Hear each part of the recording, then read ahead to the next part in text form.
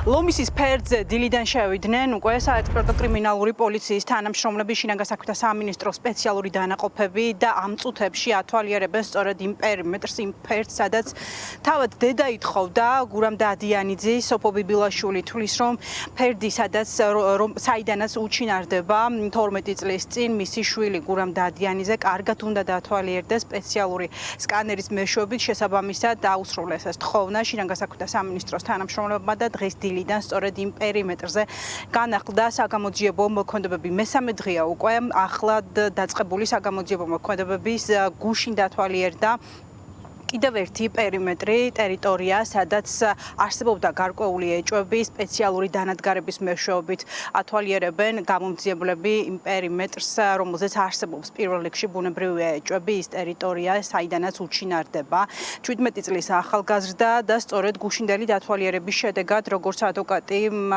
ჩვენთან საუბარში აცხადებს, გამოირიცხა ერთ-ერთი ვერსია, რომ 12 წლის წინ ტერიტორიაზე ჩამოწვა მეწყერი და არსებობდა ვარაუდი იმის შესახებ, რომ სწორედ მეწყერმა მოიყოლა 17 წლის ახალგაზრდა. ეს ვერსია პრაქტიკულად შეიძლება ითქვას, რომ გამოირიცხა ორდღიანი დათვალიერების შედეგად. ახლა უკვე სოფო ბიბილაშვილს გაუჩინარებული ბიჭის დედას აქვს ეჭვი კიდევ ერთ ფერთან დაკავშირებით, სადაც შესაძლოა იძებნებოდეს 12 წლის წინ გაუჩინარებული ბიჭი. სწორედ ამ პერიმეტრს ათვალიერებენ დღეს უკვე შინაგან საქმეთა სამინისტროს შესაბამისი სამსახურის წარმომადგენლები. დღის ბოლომდე გაგრძელდება სამძებრო ოპერაცია, საგამოძიებო მოქმედებები, თუმცა დღეს არ შეწყდება, როგორც შინაგან საქმეთა სამინისტროში ამბობენ.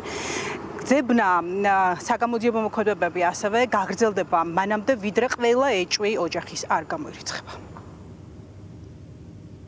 12 წლის შემდეგ ფაქტების აღდგენა არის რთული.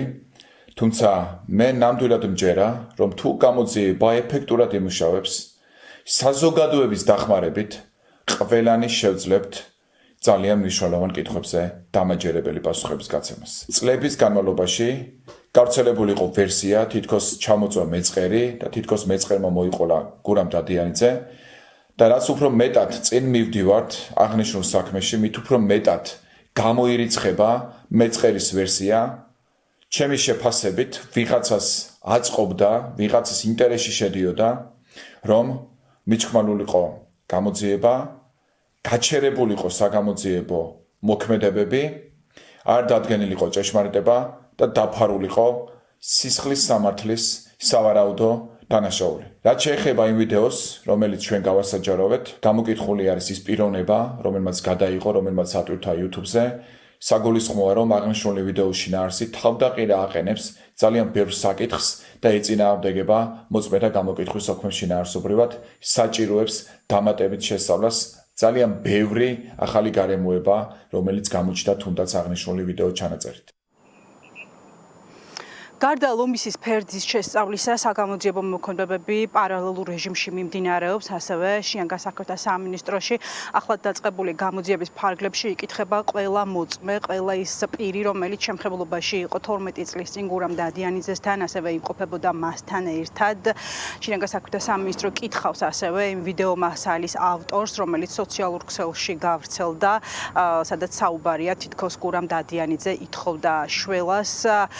რაც ეხება თავად ოჯახის მოთხოვნას, გურამ დადიანიძის დედა იმყოფება დღეს დილიდან შემთხვევის ადგილზე, ზემომლეთაში, სოფელში და ის პარალელურ რეჟიმში აწვდის გარკვეულ ინფორმაციას შინაგან საქმეთა სამინისტროს თანამშრომლებს, მას აქვს გარკვეული მოთხოვნები, რასაც საგამოძიებო მოქმედებების პარალელურად შინაგან საქმეთა სამინისტროს სპეციალური დანაყოფები აასრულებენ.